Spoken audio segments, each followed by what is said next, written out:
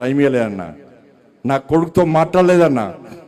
ఇవాళ అదే నా కొడుకును ఒక క్రిమినల్ లెక్క సమాజంలో చూపెట్టే ప్రయత్నం చేస్తే ఒక తండ్రిగా ఎట్లా భరిస్తారో ఒక్కసారి ఆలోచించురన్నా. నా కొడుకు నేనేం తప్పు చేయలేనా?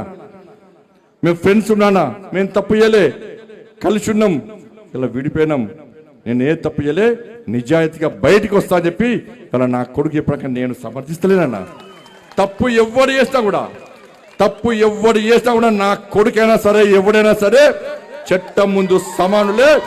నా కొడుకు తప్పు చేస్తే